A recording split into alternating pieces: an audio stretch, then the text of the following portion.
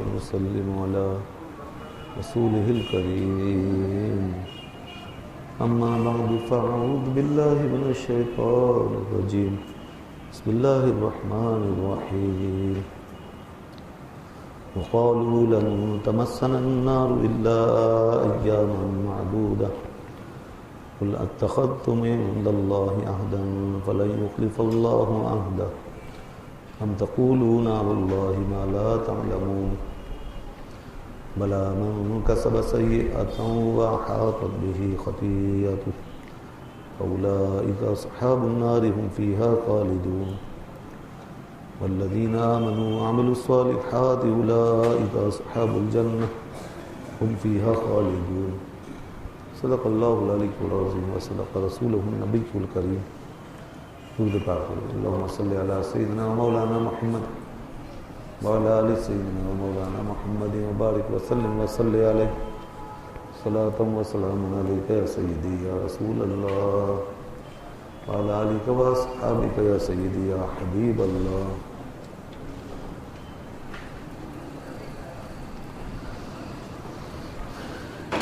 یہ سورہ بقرہ آیت نمبر 80 81 اور 82 یہ 3 آیتیں ہیں. جیسا کہ آپ کے علم ہے کہ نصف یعنی آدھا پارہ ہو چکا الحمدللہ اور اب ہم اس سے آگے بڑھ چکے ہیں. اب نصف اخیر میں ہم داخل ہیں. عنوان اور موضوع وہی ہے، سلسلہ کلام جو یہود کے حوالے سے ان کی سیاہ کاریاں اور نافرمانیاں بیان کی جا رہی تھیں، اسی سلسلے کو آگے بڑھایا جا رہا ہے. اس سے قبل کچھ تذکرہ ہوا تھا بے بنیاد آرزوؤں اور خواہشوں کا، کہ انسان آرزوؤں کے اور خواہشوں کے جال میں پھنس جاتا ہے اور خواہ مخواہ وہ کچھ ایسی امیدیں مان لیتا ہے جس کے پیچھے کوئی بنیاد نہیں. اور یہ اس وقت ہوتا ہے جب انسان کے پاس قوت عمل نہ رہے اور اس کے اندر عزم اور ہمت حوصلہ ختم ہو جائے. یہود کی جب عملی صلاحیت ختم ہو گئی اور ان کو زنگ لگ گیا اور تن آسانی ان پہ چھا گئی، عقائد میں ان کے ملاوٹ شامل ہو گئی، تو اب وہ کیا کرتے ہیں سوائے اس کے کہ بس خواہ مخواہ کی امیدوں کے سہارے اپنا بات کرتے تھے اور کام چلاتے تھے. تو پیچھے ذکر ہوا تھا کہ انہوں نے ان اپنی خواہشوں کو اور ان آرزوؤں کے سلسلے کو اتنا فروغ دیا کہ اللہ کی کتاب کو بس اسی میں لپیٹ کر رکھ دیا گیا.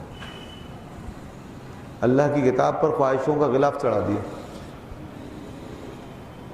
اور اپنی تمناؤں کے جزدان میں اسے بند کر کے امیدوں کی الماری میں رکھ چھوڑا.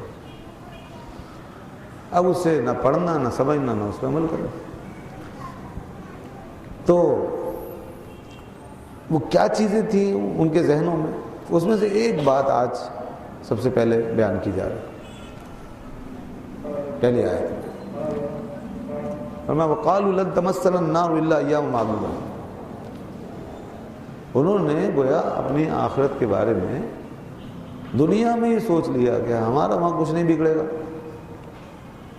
ہمیں آگ نہیں پہنچے گی، ہمیں کوئی عذاب نہیں ہوگا. لن تمسنا النار، ہرگز نہیں چھوئے گی ہمیں کوئی آگ، الا ایام معدودہ، ہاں اگر کچھ کسی وجہ سے کوئی تھوڑی بہت سزا ملنی بھی ہوئی تو چند دنوں کی وہ بات ہوگی، کچھ دنوں کے لیے ہم شاید چلے جائیں آگ میں، لیکن یہ سلسلہ زیادہ دیر پر نہیں رہے گا، بس چند دنوں میں ہم اپنی جو سزا ہے وہ پا کر واپس آ جائیں. تو یہ گویا کہ آپ آخرت کے بارے میں ان کا کیسا عجیب فیصلہ دیکھیے کہ یہیں بیٹھے بیٹھے، اور پھر نامہ یا اعمال دیکھیں، ان کا کردار دیکھیں، ان کے کارنامے دیکھیں، جو قرآن نے بڑی لمبی چوڑی ایک فہرست ہمیں دی ہے اور تفصیل سے اس حوالے سے بیان فرمایا۔ تو فرمایا اس کے ان باتوں کے ساتھ ان کی یہ خواہشیں، یہ گویا کہ انسان کی غفلت کی انتہا ہے، غفلت کی کہ بجائے اس کے کہ اپنی بدعمالیوں پہ انسان ڈرے اور خوف کھائے اور اللہ سے معافی مانگے اور اپنی اصلاح کرے، تو وہ اس کے بجائے کر یہ رہا ہے کہ ہم تو جو کر رہے ہیں وہ کرتے رہیں گے، اور ہم جو کچھ کر رہے ہیں وہ صحیح ہے، اپنی جگہ ہم سے غلطی ہو نہیں سکتی، اور آخرت میں بھی ہمارے لیے وہ تحفظ ہونا چاہیے، اور ہمیں کوئی جو ہے وہ عذاب و تکلیف نہیں پہنچنی چاہیے۔ گویا یہ اس طرح کی زبردستی والی بات اور خوش فہمی۔ تو کہتے تھے کہ ہمیں آگ نہیں چھوئے گی جناب، آپ ہمیں نہ ڈرائیں اس چیز سے، آگ سے آپ بچنے کی کوشش کریں، باقی ہمارا معاملہ کلیئر ہے۔ جیسے آج بھی بہت سے لوگ نادان اس طرح کی باتیں کر دیتے نہیں، ان کو بتایا جائے کہ بھئی آپ غلط کام کر رہے ہیں، اس پہ اللہ تعالیٰ نے اور اس کے رسول صلی اللہ علیہ وسلم نے سخت وعید بیان فرمائی، وہ دیکھ لیں گے جناب۔ وہ بڑی بے پرواہی کے ساتھ بعض لوگ اس طرح کی کفری انداز کی باتیں کر دیں، دیکھ لیں گے، دیکھا جائے گا اور سب بخشوا لیں گے، نعوذ باللہ کیا کیا لوگ زبان سے نکالتے ہیں۔ حالانکہ یہ اللہ رب العزت کی بارگاہ میں حاضری کا موقع ہے، آخرت کا معاملہ ہے، حساب کتاب کا معاملہ۔ دنیا کا حساب آسان نہیں ہوتا کہ صحیح سے ہوتا۔ آج عدالتیں صحیح طریقے کام اپنا شروع کر دیں اور آزاد ہو جائیں اور دنیا میں احتساب شروع ہو جائے، صحیح معنی میں بڑے بڑوں کی جو ہے نا ٹانگیں ہل جائیں گی، بڑے بڑوں کی۔ آج جو پھر رہے ہیں بالکل آزاد ہو کر، کوئی بھی آزاد نہیں رہے گا، سب ایک دم تیر کی طرح سیدھے ہو جائیں گے۔ یہ بڑے بڑے اور چھوٹے چھوٹے جب باہر کے جاتے ہیں یا قانون کی پابندی کرنی پڑتی ہے اور سختی ہوتی ہے، وہ بالکل سیدھے ہو جاتے ہیں، وہاں بالکل سگنل بھی نہیں توڑتے یہ وہاں پر، اور یہاں لوٹ مار مچا کے رکھ دیتے ہیں، یہاں پتہ نہیں کتنا کا کیا کچھ ہو جاتا ہے، کیسے کیسے جرائم، کوئی پوچھنے والا نہیں۔ تو بس بات ساری احتساب کی اور قانون کی۔ دنیا کا قانون سخت ہو جائے اور عدالت سخت آزاد ہو کر فیصلہ کر لے، سنائے تو بڑے بڑے شیطان و فرعون جو ہیں ان کی عقل ٹھکانے لگ جاتی ہے۔ تو اللہ کی عدالت، اس کا قانون، اس سے زیادہ جاہ و جلال کا معاملہ کہاں پایا جا سکتا۔ اسی لیے وہاں اس کے تصور سے تو دنیا کانپتی رہی، فرشتوں پہ لرزہ طاری ہو جاتا ہے۔ تو سب سے ایک بڑی نورانی طاقت ہے۔ انبیاء جو سب سے عظیم الشان ہوتے ہیں، اللہ کے سب سے زیادہ مقبول بندے، وہ بھی اس بارگاہ رب العزت کے جاہ و جلال کے تصور سے کب کب آتے ہیں۔ ان کے دلوں پہ بھی خوف و خشیت آئی رہتی تھی، بڑے بڑے اولیاء، مشائخ، بزرگان۔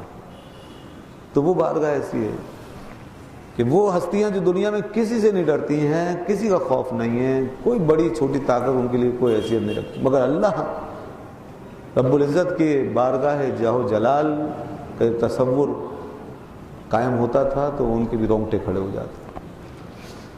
حضرت جبرائیل کے بارے میں آتا ہے کہ وہ ان کے اوپر خوف و خشیت طاری ہو جاتا ہے جب خدا کی بارگاہ میں حاضری کا وقت آتا ہے۔ تو اس لیے دوستو یہ معاملہ آسان نہیں۔ یہ یہود جو اس قسم کی کیفیت میں کہ دل سخت ہو گئے، خلاف چڑھے ہوئے ہیں، نافرمانی کی انتہا پہ پہنچے ہوئے ہیں، بدبختی انتہا پہ پہنچی ہے، یہی لوگ اس طرح کی باتیں کر سکتے ہیں۔ یا وہ شخص جو بالکل اپنے دین کو نہیں سمجھا اور بہت جہالت اور ناواقفیت میں وہ ایسی بات کرے گا۔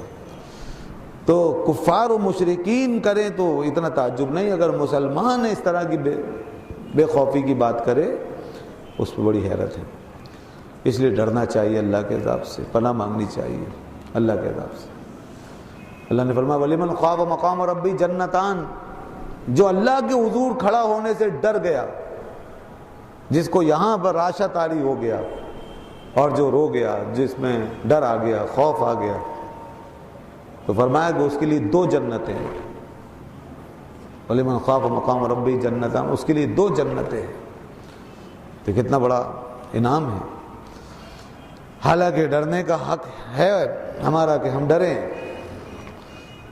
اس بارگاہ کا یہ جاہ و جلال کا اس کا حق یہی ہے کہ انسان ڈرتا رہے، لیکن ہم اس حالت میں بھی انعام پا رہے ہیں، انعام پا رہے ہیں۔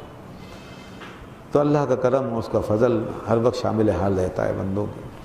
فرمایا قل اتخذتم عند اللہ عہدا فلن یخلف اللہ عہدا ام تقولون علی اللہ ما لا تعلمون۔ اتنی بڑی بات کے لیے کوئی سند تو ہو، کوئی دلیل تو ہو، کوئی علم تو آیا ہو تمہارے پاس۔ دین و شریعت کے معاملے میں بغیر علم کے کوئی بات نہیں کرنی چاہیے۔ دنیا کے جو معاملات ہیں وہ تو چلتے ہی سب گمانیات سے ہیں، ظن تخمین سے، قیاس سے، تجربے ہوتے رہتے ہیں، باتیں ہوتی رہتی ہیں، نئے نئے فارمولے بنتے رہتے ہیں۔ سائنس کی پوری دنیا کس چیز پہ کھڑی ہے؟ تجربات۔ لیکن دین کا معاملہ، اور وہ بھی آخرت کا معاملہ، حساب کتاب کا، اللہ نے قل اتخذتم عند اللہ عہدا، کیا تم اللہ کے یہاں تم نے کوئی عہد لیا؟ فلن یخلف اللہ عہدا، تو ہرگز وہ اپنے عہد کے خلاف نہیں کرے گا۔ ام تقولون علی اللہ ما لا تعلمون، یا تم ایسی بات کر رہے ہو اللہ کے بارے میں جو تم جانتے ہی نہیں۔ تو بھئی یا تو تم نے عملاً اللہ سے کوئی ایسا معاہدہ کر لیا ہو، اللہ نے تم سے کوئی وعدہ کیا ہو، کوئی ایگریمنٹ ہوا ہو کہ تمہارے ساتھ ایسا ایسا ہوگا، یا پھر یہ کہ تمہیں اس کا باقاعدہ کوئی علم ملا ہو دنیا میں، کوئی کتابوں میں، نبیوں کی تعلیم میں، ان کے وعدوں میں کوئی ایسی بات آئی ہو۔ فرمایا ہم تقولون علی اللہ، تم اللہ کے بارے میں ہی بات کر رہے ہو، اس پر ایک بہتان باندھ رہے ہو اس حوالے سے کہ تم نے یہ فرض کر لیا کہ تم جو چاہو عقیدہ رکھو، جس طرح چاہو دنیا میں اپنی زندگی گزارو، اپنی ہر خواہش پوری کرو، کفر بھی کرتے رہو، شرک بھی کرو، انبیاء کی توہین بھی کرو، کتابوں میں تحریف بھی کرو، اور پھر پوری آوارگی کا بھی مظاہرہ کرتے رہو، عیاشی کا بھی، حلال حرام کا کوئی فرق تمہارے درمیان باقی نہ رہے، جس کا چاہے حق مار لو، جس سے چاہو زیادتی کرو، ظلم کرو، یہ سب کچھ بھی کرتے رہو، اور پھر تمہیں اللہ تعالیٰ جو ہے وہ معاف بھی کر دے، آگ میں بھی نہ ڈالے، اور اگر ڈالے بھی تو کچھ دنوں کے لیے ڈالے، پھر اسے معاف کرنا ہی پڑے۔ تو اس کا یہ تمہیں کہاں سے علم ہو گیا؟ کس نے کہا؟ کون سی کتاب میں آیا؟ تو بغیر علم کی یہ بات کرنا، یہ گویا اللہ پہ بہتان باندھنا، یہ ان کی بہتان ترازی، اور اس بات کو ناپسند کیا گیا۔ قرآن مجید میں یہ بات بار بار بیان کی گئی، بتا دیا گیا ہے کہ یہ کام شیطان کا ہے، جو لوگ بغیر علم کے یہ اس طرح کے فیصلے کر لیتے ہیں اور بات کرتے ہیں دین کے بارے میں، یہ شیطان اصل میں کرواتا ہے۔ وَأَن تَقُولُوا عَلَى اللَّهِ مَا لَا تَعْلَمُونَ، کہ تم ایسی بات کرو کہ جو تم نہیں جانتے اور تم اسے اللہ سے منسوب کرو۔ تو دوستو یہ معاملہ بڑا نازک ہے۔ دین کے بارے میں جب کوئی لب کشائی کرے، جب کوئی بات کرے، جب کوئی رائے ظاہر کرے، تو ہمیشہ اس بات کا خیال رکھا جائے کہ اس کے پیچھے کوئی نہ کوئی سند ہو، کوئی نہ کوئی ثبوت ہو، کہیں نہ کہیں پڑھا ہو، کہیں سے سنا ہو، مستند طریقے سے۔ آج کل میسیجز چل رہے ہیں، آپ نے دیکھا ہوگا موبائل پر پتہ نہیں کیا کیا لوگ میسیج کرتے ہیں، اور وہ حدیثیں اپنی طرف سے بنا لیتے ہیں، بزرگوں کی باتیں اپنی طرف سے کیا کیا نکال کے لے آتے ہیں اور وہ آگے بڑھا دیتے ہیں، اور پتہ نہیں اس پہ کیا کیا قسمیں بھی ڈال دیتے ہیں اور وعدے لینے کی کوشش کرتے ہیں، خواہ مخواہ اس کو ایک مسئلے کو وہ شرعی مسئلہ بنانے کی کوشش کرتے ہیں کہ جو اس کو آگے نہیں بڑھائے گا اس کے ساتھ یہ ہو جائے گا، وہ ہو جائے گا، یہ جو ہے آپ پر فرض ہو گیا، لازم ہو گیا، اس کو ڈیلیٹ مت کریں ہاں ورنہ گناہ ہوگا۔ یہ سب ایسی باتیں ہیں، ان چکروں میں نہیں آنا چاہیے جب تک کہ آپ کو کنفرم نہ ہو کہ یہ بات جو کی گئی ہے یہ درست ہو۔ اگر آپ کو ڈاؤٹ ہے، آپ سمجھ رہے ہیں یہ بات عجیب سی بات ہے، میں نے نہ سنی نہ کہیں دیکھی، آپ کو کوئی اس میں شک لگ رہا ہے، تو آپ اسے ہرگز فارورڈ مت کریں، اور ڈیلیٹ کرنے میں کوئی مذائقہ نہیں ہے، آپ ڈیلیٹ کر سکتے ہیں، اس میں کوئی گستاخی یا بیعت بھی نہیں ہے۔ ڈیلیٹ کرنا وہ کوئی اگر وہ صحیح بات ہے تو کوئی اس کا انکار تھوڑی مقصود ہے۔ اگر قرآن کی آیت ہے یا کوئی حدیث نبوی ہے بالفرض، تو آپ کوئی انکار اور نفرت کے طور پہ ڈیلیٹ تھوڑی کر رہے ہیں، آپ تو میموری میں اپنی اسپیس بنانے کے لیے کر رہے ہیں، یہ بھی ہوتا ہے۔ تو بعض لوگ یہ مسئلہ پوچھتے ہیں کہ جی ایسا کرنا کیسا ہے، تو کر سکتے ہیں، اس میں کوئی مذائقہ نہیں۔ اور اگر وہ غلط بات ہے، بہتان ہے، تو پھر تو آپ کے لیے لازمی ہے کہ اسے ڈیلیٹ کر دیں، کسی کے کوئی کہنے سے وہ بات درست تھوڑی ہو جائے گی. تو کوئی اگر صحیح اور درست بات ہو تو وہ بھی کسی کے کہنے سننے سے تھوڑی ہم پہ لازم ہو جاتی ہے. وہ تو جو شریعت کا جو حکم ہے وہ ہے اپنی جگہ. بس جو ہمارے لیے یہ جو لوگ باقاعدہ پرچے ورچے چھاپ کے جو اس کو بٹوانا ضروری ہے, جو بھی پڑھے گا, اور یہ مجھے مدینے سے بشارت ہوئی ہے اور مجھے فرمایا گیا ہے کہ اب اس کو جو ہے پھیلایا جائے اور ہر ایک پر لازم ہے جس کو بھی یہ ملے اور اس کو 1 لاکھ 1.25 لاکھ تقسیم کرے, بانٹے. یہ سب جہالت والی حرکتیں ہیں, یہ لوگوں کو پریشان کرنے والے کام ہیں. یہ کوئی پڑھا لکھا آدمی ایسے کام نہیں کرتا, یہ جاہل بیوقوف اور وہمی قسم کے لوگ کرتے ہیں یہ کام. جو ذہنی مریض ہوتے ہیں, وہمی ہوتے ہیں, جاہل ہوتے ہیں, احمق ہوتے ہیں, وہ یہ کام کرتے ہیں. جن کا علماء سے تعلق نہیں ہوتا وہ یہ کام کرواتے ہیں. اس طرح کی باتیں وہ چھاپتے ہیں اور کرواتے ہیں. تو ایسے بیوقوفوں کے چکروں میں نہیں پڑنا چاہیے. ہمارا دین جو ہے وہ اندھیروں میں نہیں ہے, وہ اندھیروں میں ہمیں نہیں بھٹکاتا, وہ واضح روشنی ہے. اس کی ہر چیز واضح ہو چکی ہے قرآن کی صورت میں, حدیث کی صورت میں, دین کے احکام کی صورت. اور علماء حق اور مستند لوگ وہ شرعی طریقے سے اور دلائل کے ساتھ بات کرتے ہیں اور بیان کرتے ہیں اور بتاتے ہیں. کتابیں اتنی ہماری, جتنی ہمارے دین میں کتابیں لکھی گئی ہیں اتنی دنیا میں کسی مذہب ملت کی کتابیں نہیں ہوں گی جتنی کتابیں کہ دین اسلام کے حوالے سے موجود ہیں, جتنی تفسیریں قرآن مجید کی گئی ہیں, جتنی کہ احادیث کی شروعات اور اس سے متعلق کتابیں, اور جتنی سیرت مبارکہ اور سنت رسول صلی اللہ علیہ وسلم. تو یہ تو علمی علم ہے سارا, یہاں کوئی کمی تھوڑی ہے کوئی. آج اب نیٹ کا دور آ گیا, آپ چلے جائیں نیٹ پر, اس پہ آپ سائٹس پڑھیں نکالیں تو اسلام کی سائٹس دیکھیں آپ, ایک سے ایک ہزاروں ملیں گے آپ. اب یوٹیوب میں چلے جائیں, پتہ نہیں کتنے لیکچر, کتنی باتیں, کتنے علماء, کتنی دنیا میں کیا کیا کہاں بات ہو رہی ہے, بھرا پڑا ہو. یہ گویا اس دین کی, مذہب کی حقانیت کی دلیل ہے نا بھائی, کہ اس دین پر اتنا کچھ بولا جا رہا ہے, لکھا جا رہا ہے, کہا جا رہا ہے, اور ہر دور میں اس کی پاپولیرٹی میں اضافہ ہوتا رہا ہے. اس دین کی حمایت میں, اس کی تائید میں بھی سب سے زیادہ کہا گیا, اور اس کی مخالفت میں بھی سب سے زیادہ کہا گیا. اور یہ اس کی حقانیت کی دلیل ہے.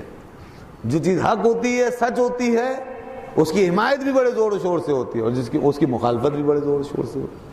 دونوں باتیں ساتھ ساتھ چلتی ہیں. اگر مخالفت اور یہ دشمنی اور اناد نہ ہو تو پھر اس کی حقانیت کیسے آشکارا ہوگی. تو اس لیے یہ بھی گویا کہ ایک اس کی حقانیت کا ثبوت ہے. بہرحال دین کی روشنی ہمارے سامنے پھیلی ہوئی ہے. اس لیے اب اس صورت میں کیسے پھر یہ بات گوارا کی جا سکتی ہے کہ بغیر علم کے کوئی دین میں ٹانگ ٹوئیاں کرتا رہے, اپنی بس باتیں بناتا رہے, دعوے کرتا رہے اور خامہ خواہ کے مسئلے نکالتا رہے. نہیں, بالکل نہیں چلے گا. اسی لیے یاد رکھیے کہ جہالت عذر نہ پہلے کبھی بن سکی, نہ آج ہے, نہ پھر آئندہ کبھی ہوگی. جہالت کوئی عذر نہیں ہے. دارالاسلام میں مسلمانوں کے بیچ میں خاص طور پر علم کے ماحول میں جہالت کوئی عذر نہیں ہے. کہ میں نہیں جانتا تھا, نہیں, کیوں نہیں جانتے, جاننا چاہیے. جس طرح دنیا کا ہر علم آدمی جاننے کی کوشش کر رہا ہے. آج دنیا کی عالمی زبانیں جو ہے, انگریزی مثال کے طور پر ہر شخص سیکھنا چاہتا ہے, کچھ نہ کچھ اس میں سوجھ بوجھ ہر آدمی چاہتا ہے میں سیکھ لوں, کچھ جان لوں. تو ایسے ہی یہ دین کا علم ہے, اس کے بارے میں ہمیں معلوم ہونا چاہیے.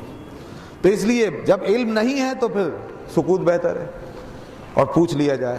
نبی پاک صلی اللہ علیہ وسلم نے فرمایا شفاء العی السؤال, جہالت کی بیماری کا جو علاج ہے اور اس کی جو شفا ہے وہ سوال میں ہے. سوال میں. بعض دفعہ ایسا ہوا ابتدائی ایام میں صحابہ سفر میں کہیں ایسے مسائل پیش آ گئے کہ کسی نے پوچھا مسئلہ تو بیان کیا مگر علم نہیں تھا, کسی نے جواب دیا بغیر علم کے اپنے اندازے سے, تو وہ غلط ہو گیا, جواب جو تھا وہ غلط ہو گیا, اور جس نے اس پہ عمل کیا اس کو نقصان پہنچ گیا. یہ معاملہ تو بعد میں وہ جب مسئلہ بارگاہ رسالت میں حاضر کیا گیا تو آپ صلی اللہ علیہ وسلم نے تنبیہ فرمائی کہ اگر تمہیں معلوم نہیں تھا تو پوچھا کیوں نہیں. قرآن کتنی دفعہ یہ بات فرماتا ہے فاسألوا اہل الذکر ان کنتم لا تعلمون, پوچھو علم والوں سے اگر تم نہیں جانتے, پوچھو. آج ذرائع بہترین موجود ہیں, 2 منٹ میں ایکسس ہو جاتا ہے. آدمی گھر بیٹھے بیٹھے فون کرے, موبائل اٹھائے اور کہیں بھی جا کے کس سے بھی رابطہ کر کے معلوم کرے. پہلے تو یہ حال تھا, لوگ ایک ایک حدیث, ایک ایک بات جاننے کے لیے میلوں کا سفر کرتے تھے, کتنے کتنے دنوں کا سفر ہوتا, کتنی محنت ہوتی تھی. لیکن ان کا جذبہ تھا. اگر وہ دور ہمارے پاس ہمیں مل جائے یا ہم اس دور میں لوٹ جائیں تو ہم تو بالکل ہی مریل ہو جائیں، ختم ہو جائیں گے بالکل، ہم تو بالکل کورے ہو جائیں گے سمجھ لیں دین کے معاملے، کیونکہ کون نکلے گا؟ ہم تو اب اس وقت اپنے یہ اتنے آسان اور جناب سہل الوصول جو ذرائع ہیں وہ تک ہم نہیں استعمال کر پاتے دین کی معلومات کے لیے، کہ جو گھر بیٹھے بیٹھے آرام سے ہمیں علم پہنچا سکتے ہیں، تو کون پھر اس صورت میں نکلتا بتائیے؟ یہ تو ان بزرگوں کی ہمتیں تھیں، ان کو اللہ نے ایسی جذبات، شوق، ذوق، ولولہ دین کے لیے یہ سب عطا فرمایا، اور ماشاءاللہ وہ اس زمانے کی تمام تر سختیاں، تکلیفیں، پریشانیاں، رکاوٹیں عبور کرتے چلے گئے، اور علم جہاں پایا وہاں پہنچ گئے۔ نبی پاک صلی اللہ علیہ وسلم نے اس زمانے کے ایک شخص کے لیے فرمایا تھا کہ لو کان العلم عند الثریا لتناولہ من اہل فارس، اگر علم ثریا میں بھی پہنچ گیا تو اہل فارس میں ایک شخص ہوگا جو وہاں سے بھی علم لے آئے گا، اور وہ شخص کون نکلا معلوم ہے؟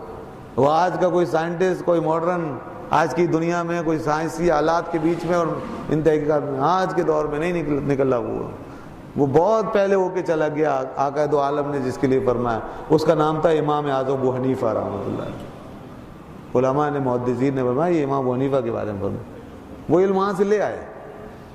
کہاں سے انہوں نے علم سیکھا؟ کتنے ہزار مشائخ تھے جن کی خدمت میں حاضری دی انہوں نے، کتنے ہزار، یہ بلا مبالغہ میں عرض کر رہا ہوں، کتنے ہزار مشائخ جہاں سنا وہاں پہنچے۔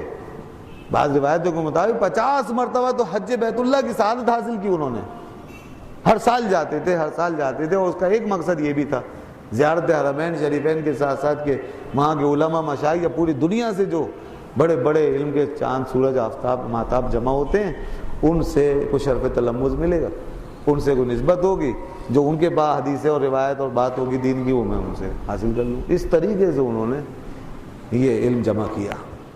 تو بہرحال ایسی کتنی مثالیں جو ہیں ہماری تاریخ کے اندر موجود۔ تو اس لیے دوستو اس بات کی گنجائش نہیں ہے اسلام میں کہ کوئی جہالت کی بنیاد پہ بات کرے۔ فرمایا کہ شفاء لیہ سوال، کہ جہالت کی بیماری کے لیے شفا اور علاج سوال ہے، اور یہ بھی کہا جاتا ہے، محاورہ ہے کہ مفتاح العلوم السؤال، علوم کی چابی، کنجی جو ہے وہ سوال ہے، علوم کی چابی۔ لہذا پوچھنے میں بڑی برکت ہے، انسان پوچھتا ہے تو اس سے اس کا علم بڑھتا ہے۔ اور اس کے بعد آگے فرمایا بلا من کسب سیئۃ واحاطت بہ خطیئتہ فاولئک اصحاب النار۔ یہ ایک بڑی زبردست کیفیت انسان کی، جب کسی چیز میں، عمل میں انسان عادت میں پڑ جاتا ہے تو پھر بات کہاں تک پہنچتی ہے یہ بتایا۔ انسان اچھی عادتیں اپنائے تو اس میں ڈوب جاتا ہے، اچھے کاموں میں کھو جاتا ہے، اور برے کاموں میں پڑے تو اس میں بھی گم ہو جاتا ہے، کھو جاتا ہے، ڈوب جاتا ہے۔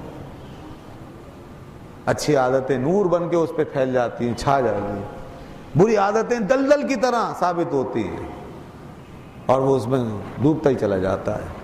تو یہاں پر یہودیوں کی اس کیفیت کے حوالے سے کہ یہ جو کچھ ان کی زبانوں سے نکلتا چلا جا رہا ہے، اس کے پیچھے کوئی دینی اور علمی جذبہ تو ہے نہیں، کوئی سچائی اور حقیقت تو ہے نہیں، صداقت تو ہے نہیں، بلکہ معاملہ کیا ہے؟ بلا من کسب سیئۃ واحاطت بہ خطیئتہ۔ فرمایا کہ کیوں نہیں، دیکھو جو کوئی کماتا ہے نیکی، برائی، بدی، جو کوئی برائی اور بدی کماتا ہے واحاطت بہ خطیئتہ، اور وہ برائی اس کو گھیر لیتی ہے، وہ برائی اس کا احاطہ کر لیتی ہے، فاولئک اصحاب النار، تو وہ جہنمی ہو جاتا ہے۔ ان یہودیوں کے ساتھ یہی ہوا، برائی کے راستے پہ چلتے چلے گئے، یہاں تک کہ اس برائی نے احاطہ کر لیا۔ یہ گویا کہ دوستو وہی بات میں نے عرض کیا کہ یہ انسان کی نفسی کیفیت ہے، نفسیاتی کیفیت اور حقیقت ہے کہ جس کو انسان سمجھ لے تو اپنے آپ قابو پا سکتا ہے، بہت ساری تباہیوں سے بچ سکتا ہے۔ یہ بالکل نشے والی بات ہوتی ہے۔ آپ نے دیکھا ہے ایک آدمی ایک چھوٹی سی چیز سے نشہ شروع کرتا ہے اور وہ کہتا ہے نہیں بس میں یہی رکھوں گا، اس سے زیادہ، پھر کیا ہوتا ہے؟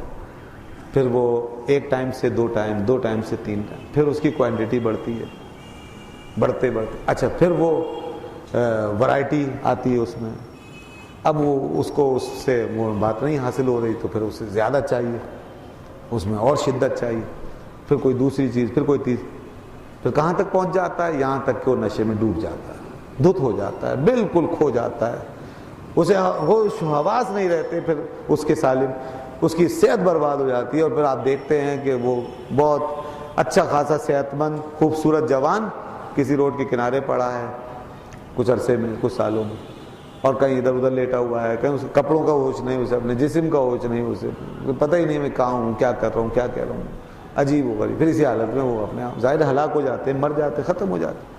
یہ ہے انسان کا نشہ۔ یہ جو انسان کی عادتیں ہوتی ہیں، اعمال ہوتے ہیں، اس میں بھی ایسی لذتیں اور نشہ ملتا ہے۔ اگر اچھی باتیں ہیں تو اچھا نشہ چڑھ جائے گا، اچھا نشہ مل جائے گا اور اس میں کھو جائے گا آدمی، وہ بہت اچھی بات ہے، وہ پھر نور ہی نور ہے، روشنی روشنی، جس کے لیے قرآن نے کہا کہ دیکھو ہمارے وہ بندے بھی ہیں، وَمَنْ كَانَ مَيْتًا فَأَحْيَيْنَاهُ وَجَعَلْنَا لَهُ نُورًا يَمْشِي بِهِ فِي النَّاسِ۔ فرمایا دیکھو ہمارے وہ بندے کہ جن کو ہم نور میں چلاتے ہیں، زندگی دیتے ہیں، حیات طیبہ ملتی ہے، پھر وہ نور میں چلتے ہیں، ان کے دائیں بائیں نور ہی نور ہوتا ہے، اچھی عادتوں کا نور۔ ایسی شخصیتوں کے پاس سکون ہوتا ہے، ان میں توازن ہوتا ہے، ان کے اندر اعتدال ہوتا ہے، ان کی باتوں ان کی صحبتوں میں کشش ہوتی ہے، اور ان کی یادوں سے ان کی باتوں سے ہمیں اللہ یاد آتا ہے۔ یہ وہ ہے چیز ہے جو ہمیں اس طرف ملتی ہے اچھی لائن۔ اور دوسری طرف یہ کہ یہودیوں کا ذکر ہے، ایک سرکش قوم کا، اس کی نافرمانیوں کا، حقیقت کے طور پہ ایک بات کر دی گئی کہ دیکھو بات یہ ہے کہ انہوں نے ایک برائی کمائی، پھر بڑھتے چلے گئے بڑھتے چلے گئے بڑھتے چلے گئے، یہاں تک کہ وَحَاطَتْ بِهِ خَطِيئَتُهُ، ان کی خطا نے، ان کی برائی نے، ان کی نافرمانی نے، ان کے گناہ نے ان کو گھیر لیا اور یہ اس میں ڈوب گئے۔ اور یہ اس ڈوب جانے کی آخری حد معلوم ہے کیا ہے؟ کہ جہاں پھر انسان کے لیے ہمیشہ کی جہنم لکھ دی جاتی ہے اور محروم، وہ ہے کفر، انکار، تکذیب۔ یہ بات یاد رکھیے گا کہ گناہوں کا جو راستہ ہے اس کا اختتام کفر کی سرحدوں پر ہوتا ہے۔ گناہوں کا جو راستہ ہے، نافرمانیوں کا، اس کا اینڈ ہوتا وہاں ہے۔ اس لیے بہت ممکن ہوتا ہے اور ایسا ہوتا رہتا ہے کہ انسان جب اپنی غلطیوں میں ڈوبتا ہے نا تو پھر بالآخر اتنا مانوس ہو جاتا ہے اپنی عادتوں سے، اپنی باتوں سے، حرام کاریوں سے، کہ پھر اس کے اندر یہ بات گھسنے میں دیر نہیں لگتی کہ بھائی اس میں کیا قباحت ہے۔ آپ جب اس کا جائزہ لیں، بات کریں گے تو اگلا یہ کہہ دے گا کسی ایسی حرام اور ممنوع بات کے بارے میں جسے قرآن نے کہا کہ حرام، جسے ہمارے دین نے حرام کہا، تو وہ اس کے منہ سے یہ بات نکلنے لگے گی کہ بھائی اس میں کیا برائی ہے۔ اگر کسی حرام بات کے بارے میں یہ نظریہ بن گیا کہ اس میں کیا برائی ہے، اسے اللہ نے حرام کہا ہو، مثال کے طور پر شراب ایک مثال ہے، شراب، خدا نہ خواستہ اگر اس کے بارے میں یہ سوچ لیا کہ اس میں کیا برائی ہے تو یہ کفر ہو جائے گا۔ دیکھا آپ نے کہ ایک چیز جو پہلے صرف ایک برائی کے طور پہ اختیار کی گئی، بالآخر نفس ایسا عادی ہوا، اس کی لذت میں ایسا گم ہوا اور ایسا ایڈکٹڈ ہو گیا اس کے ساتھ کہ پھر اس کو یہ یہاں تک وہ لے گیا اس کو کہ بھئی وہ زبان سے اب کہہ رہا ہے اور دل میں یہ سوچ رہا ہے کہ اس میں کیا برائی ہے۔ تو اب گویا کہ یہ بات اس نے اس کی حرمت کو بھی ماننے سے انکار کر دیا اور اس کی قباحت اور برائی۔ انسان اس وقت تک مومن رہتا ہے جب تک گناہ کو گناہ سمجھ رہا ہوتا ہے، اگرچہ وہ اس میں مبتلا ہے۔ کسی بھی برائی کو، گناہ کو، حرام کو وہ حرام سمجھ رہا ہے اور اس میں وہ مبتلا ہے تو اسے اس کے گناہ ہی کی سزا ہوگی، کفر نہیں ہوگا۔ لیکن جب وہ گناہ کو حلال سمجھ لے، حرام کو حلال سمجھ لے اور اس میں اس کو حسن نظر آنا شروع ہو جائے اور اس کی قباحت اور برائی سے انکار کر بیٹھے تو پھر یہ گناہ نہیں رہا، اب یہ کفر ہو گیا، اب یہ کفر ہو جائے گا۔ خاص طور پہ وہ حرام اور ممنوع باتیں جن کا ذکر قرآن نے صاف صاف کر دیا، تو اس میں شراب ہے، زنا ہے، بدکاری ہے، اسی طریقے سے جناب اور بہت سارے ایسے معاملات جو انسان جو ہے وہ یہ سمجھ لے کہ میرے لیے حلال ہے، نعوذ باللہ۔ تو یاد رکھیے گا کہ اسی لیے انسان کو چاہیے کہ وہ اپنے آپ کو پہلے ہی قدم پر روک لے۔ کہتے ہیں نا وہ گربہ کشتن روز اول لا، کہ بلی کو پہلے ہی دن مار دو تاکہ وہ نہ پلے اور نہ مسئلہ کرے، نہ آپ کو نقصان پہنچائے۔ تو یہ ایک محاورہ ہے۔ تو انسان پہلے ہی دن اپنے آپ کو سنبھالے اور بچائے اور کوشش کرے کہ جو عادت پڑ گئی ہے اس عادت سے رجوع کرے، واپس آئے۔ فرمایا کہ انسان برائی کماتا ہے، پھر وہ برائی اس کو گھیر لیتی ہے، یعنی اسے کفر تک پہنچا دیتی ہے۔ فَأُولَٰئِکَ أَصْحَابُ النَّارِ، تو یہ پھر ہو جاتے ہیں لوگ جہنمی۔ اصحاب النار ہم فیہا خالدون، ایسے لوگ جہنم میں ہمیشہ رہیں گے جو کفر کی موت خدا نخواستہ دنیا سے جائے۔ والذین آمنوا وعملوا الصالحات، اور ان کے مقابلے میں فرمایا کہ دوسری طرف وہ لوگ ہیں کہ جو ایمان لائے، وعملوا الصالحات، اور جنہوں نے نیک کام کیے، اولئک اصحاب الجنت ہم فیہا خالدون، یہ وہ لوگ ہیں کہ جو جنت کی، اور اصحاب الجنت یعنی پھر جنت میں ہمیشہ کے ساتھی، ہم فیہا خالدون، جس میں وہ ہمیشہ رہیں گے۔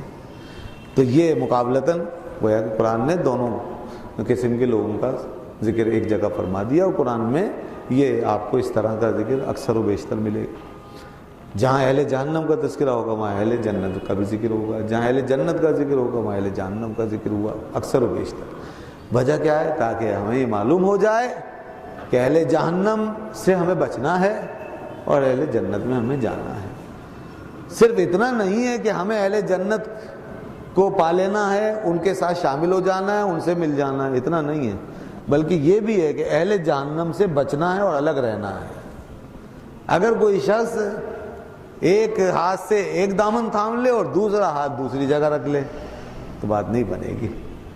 دونوں ہاتھوں سے ہمیں ایک ہی چیز تھامنی ہوگی، اور ہمیں اہل جہنم سے اور ان کے کاموں سے الگ ہونا پڑے گا، ان صحبتوں سے اپنے آپ کو الگ کرنا پڑے گا، ان عادتوں سے۔ تو اس لیے یہ ضروری ہے۔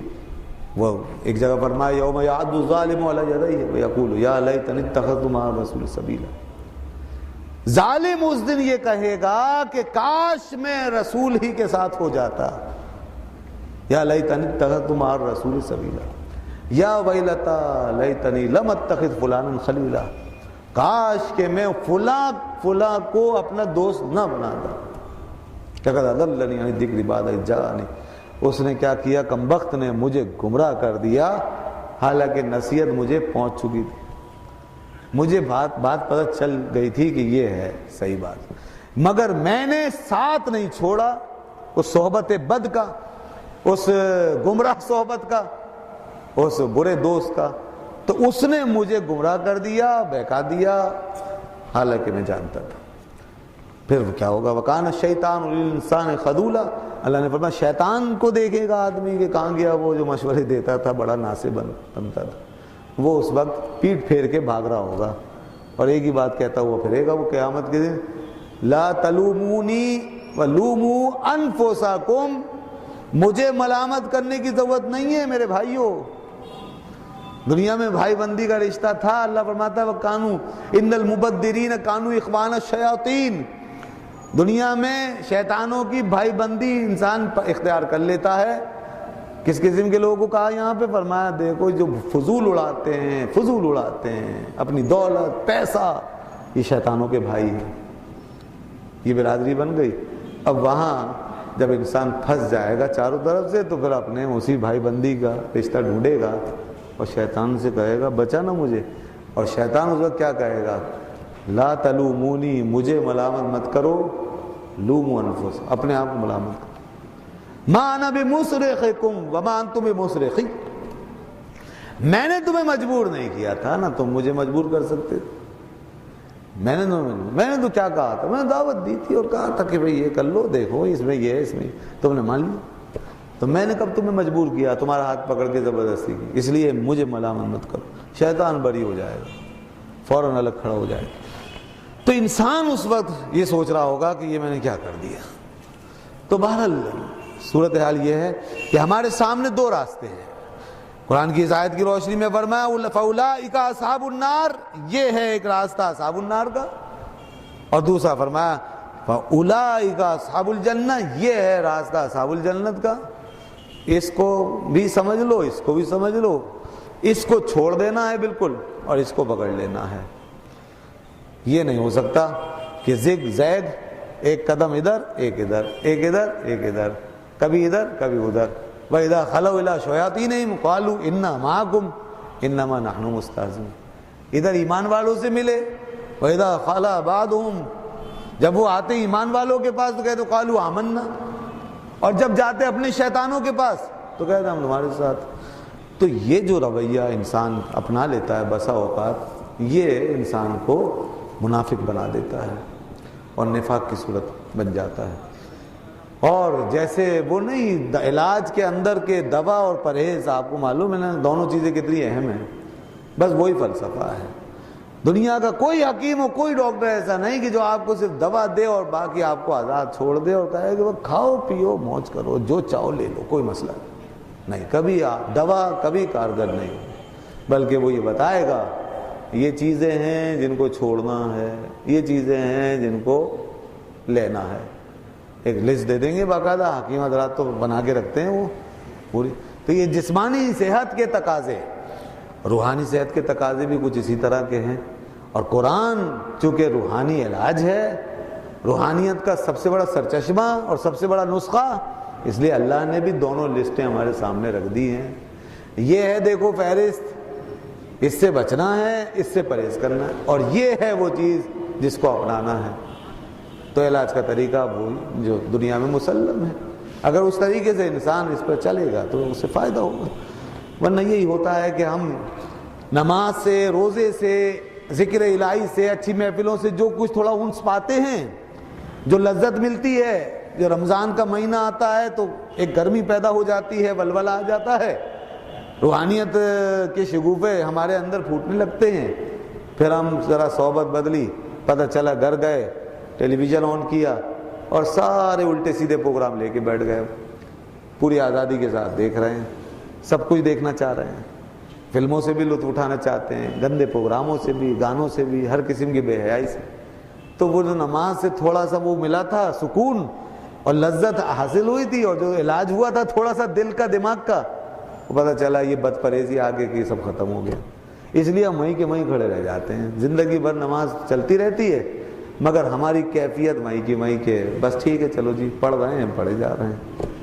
تو سوچئے جس کو معراج کہا گیا اس میں عروج کیوں نہیں ہے، جسے معراج کہا گیا اس میں بلندی کیوں نہیں ہے، اس سکون میں اضافہ کیوں نہیں، اس لذت میں بڑھاوا کیوں نہیں؟ وجہ یہی ہے کہ پرہیز نہیں ہے۔ تلاوت کتنے قرآن ختم ہو جاتے ہیں، کتنے کیے جاتے، کتنا ذکر، کتنی تسبیحیں۔ ایک صاحب مجھے ملے، میں حیران رہ گیا، اچھی خاصی عمر، تو وہ یا اللہ یا رحمان یا رحیم روزانہ کتنا، وہ تقریباً 1.25 لاکھ یا 1.5 لاکھ مجھے بتا رہے تھے روزانہ پڑھتا ہوں۔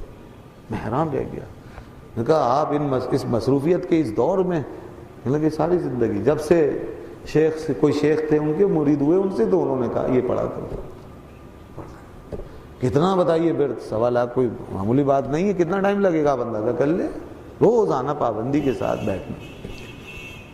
تو بہرحال اچھی بات ہے، لیکن اتنا کچھ انسان پڑھے اور اتنا لمبا عرصہ مگر اس کی نمازوں میں لذت نہ آئے، اس کے دل میں نور نہ اتر سکے، اس کو دین کی حلاوت نہ ملے، اس کی روحانیت بیدار نہ ہو، تو اس کا مطلب ہے کچھ بد پرہیزی بھی ہے نا، بد پرہیزی ہے۔ اتنا کچھ یاد کرنا اللہ کو، اتنا ذکر، لاکھ سے اوپر اتنا روزانہ، تو دوستو یہ تو ایسا معاملہ ہے، امام غزالی رحمۃ اللہ نے فرمایا کہ نیکی کا معاملہ، یہ ذکر کا معاملہ ایسا ہے کہ جیسے قطرہ قطرہ تھوڑا تھوڑا بھی کریں اور مستقل کریں تو ضرور اثر ہوتا ہے، قطرہ قطرہ جیسے ٹپکتا ہے نا کسی پتھر پہ تو بالآخر سوراخ ہو جاتا ہے، ایسے ہی اللہ کا ذکر۔ مسئلہ یہ ہے کہ ہم لوگ کی توجہ بڑھ جاتی ہے، ہمارے اوپر پھر زنگ چھا جاتا ہے، ہم ادھر صاف کرتے ہیں مسجدوں میں اپنے آپ کو، پھر باہر نکلتے ہیں پھر آلودہ ہو جاتے ہیں، کر لیتے ہیں آلودہ، نہیں بچتے۔ تو اگر تھوڑی توجہ دی جائے، بے شک جو قائم ہے اسے قائم رکھیں، میرا مطلب یہ نہیں کہ اسے چھوڑ دیں کہ جی چلو جی کوئی فائدہ ہی نہیں، اور نہیں، فائدہ ہے، یقیناً ہے، اور یہ کیا فائدہ کم ہے کہ لو لگی ہوئی ہے چلو اسی برکت سے، اور آنا جانا لگا ہوا ہے، اور کبھی انشاءاللہ یہ ماحول کی گرد و غبار چھٹے گی اور زنگ اترے گا، اور کبھی صحبت انشاءاللہ کوئی ایسی مستقل مل گئی تو یہ ایک دن اپنا رنگ بھی چڑھا دے گا اور کوئی نہ کہیں سے کہیں انسان کو پہنچا دے۔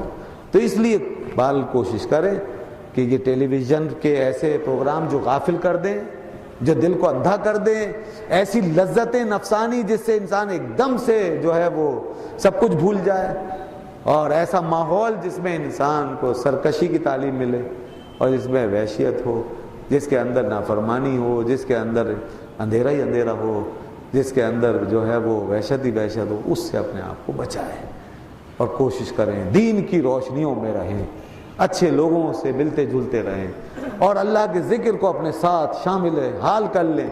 گو میں رہا رہی نے ستم ہائے روزگار، لیکن تیرے خیال سے غافل نہیں رہا۔ جہاں جائیں جہاں بیٹھیں، جو کام بھی کر رہے ہوں گھر کا باہر کا، اپنے مولا کو یاد رکھیں۔